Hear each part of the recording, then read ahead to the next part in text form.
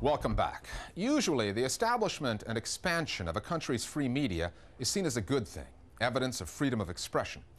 And one of the media byproducts of the fall of Saddam Hussein has been the growth in the number of television stations in Iraq, from 2 during the Saddam era to around 30 today. However, the explosion in choice in Iraq obscures a larger reality. The Listening Post's Salah Qadar now on Iraq's new media landscape that reflects the bitter sectarian struggle that echoes throughout that country.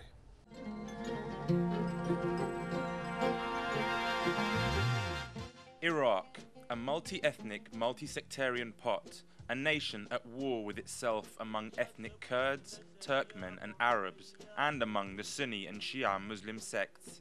Now Iraq has a media scene to match. With some 30 satellite and terrestrial channels broadcasting, it's a far cry from television during Saddam Hussein's dictatorship, where Iraqis were bombarded with images of him and serenaded with odes to Saddam.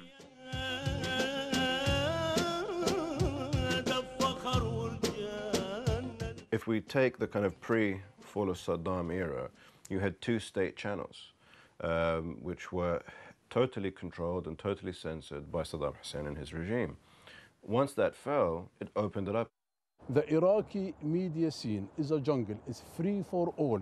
It's a state of media lawlessness. They all represent different agendas. أفرج في ساعة مبكرة من فجر اليوم عن مراسل قناة البغدادية المختطف منتظر الزيدي. Residents of Al Fallujah city buried the bodies of 7 residents that were found in the Adli Medical Center showing signs of torture. The media outlets have worsened the ethnic and the sectarian conflict in Iraq. They are giving their ethnic and sectarian message through these media outlets. And everyone seems to have snapped up an opportunity to get their voice heard. Most Iraqi political factions, whether it's Sunni, Shia, Kurd, Turkmen, even the Christian communities, own their own satellite TV. The satellite television channel proves to be the most widely consumed medium in Iraq, as well as it can communicate to the Arab region, as well as to the Iraqi diaspora abroad. State-run Al-Iraqiyya reflects the government's Shiite leanings, with many Iraqis viewing it with skepticism because of its US sponsorship. Al-Sharqiyya, or the Eastern one, is a more secular station, but is also Iraq's first private channel, the owner a London-based Iraqi tycoon. Al-Zawra is among Iraq's most controversial. Its programming consists of pro-Sunni, anti-Shiite propaganda, including footage of attacks on US-led coalition forces.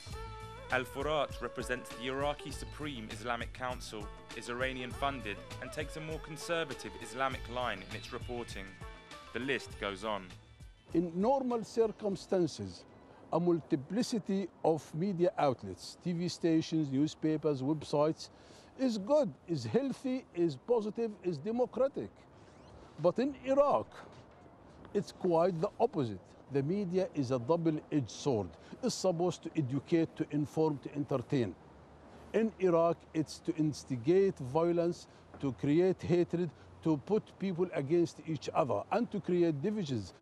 But how exactly does an ethnic or sectarian affiliation influence a station's output? I don't think any of them would say that they're out to stoke and inflame sectarian conflict.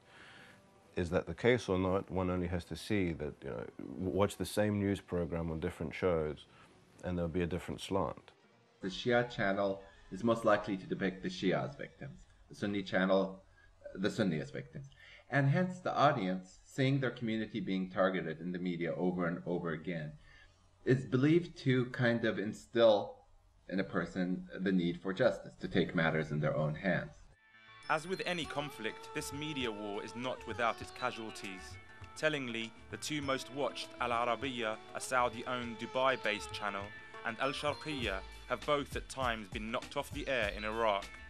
One of the reasons why Al Sharqiyya was switched out, and Al Arabiya as well, which was seen as, again, kind of pro-Saudi, pro-Sunni channel, even though it's a pan-Arab news channel, was because it was seen as fueling sectarian divides, particularly after the execution and sentencing of Saddam Hussein.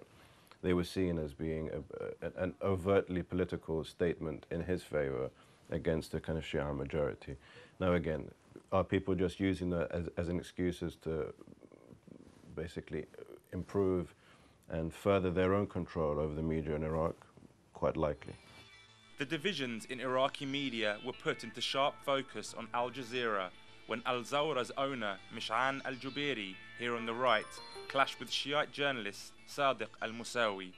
أولاً عليك أن تحترم نفسك وتؤدب ألفاظك جيداً وإلا أسوي بيك شيء ما تتصور أبداً حجمي فارسي قشمر. The channels literally changed overnight from being an entertainment channel to being a channel that was basically a mouthpiece for the armed groups. That channel directly exhorted violence against the Iraqi government and coalition forces, multinational forces. It demonstrates how a channel can make this transition to a medium of violence. So what are the dangers of an unregulated media in Iraq? TV, by definition, it's going to be impact, high impact, visuals, noise. So you can get your message across in a far more sensationalist way in TV. The media war is indeed more effective, more influential, and it can do more damage than the actual military war. The military war, the action is localized. You kill some people, you destroy a building, whereas the media enters every home. And if the media's impact were in any doubt, then the numbers of reporters and presenters cross-network that have lost their lives should serve as a stark reminder. More Global Village voices now and their take on the Iraq media story. The Iraqi media has, like the American democracy experiment there, failed. And it's broken up not on the basis of journalism, but on sectarian advocacy. Most of the Iraqi media is not professional media at all, but either shills for the American military or advocates for sectarian movements there. You name it, every group and every movement has a press. The divisions among the groups also have their own media. So rather than being professional journalists, they're advocates for activism. Finally, one of the problems with life in the big city is the unrelenting pace. A group called Improv Everywhere is aiming to put a stop to that, at least temporarily. It sent crowds of people to two of the busiest places on Earth, New York's Grand Central Station and Trafalgar Square in London, got them to synchronize their watches and freeze on cue for 5 minutes. Although the acting's a little wooden, the effect is arresting. The big freeze in two of the world's big cities is our internet video of the week.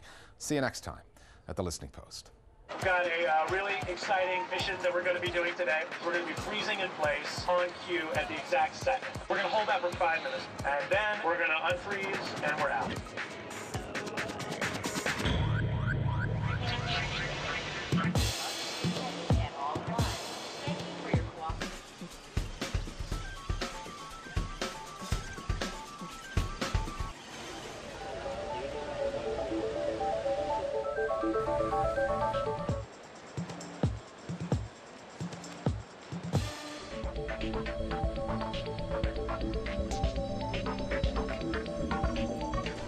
They stopped what they were doing and just stood like frozen. How long has this been happening? I don't know.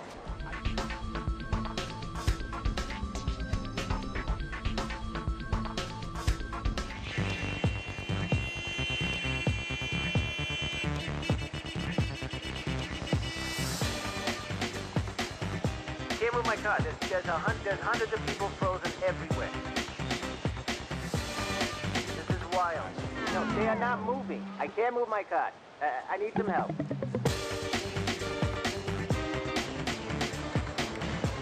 Never mind. They're moving.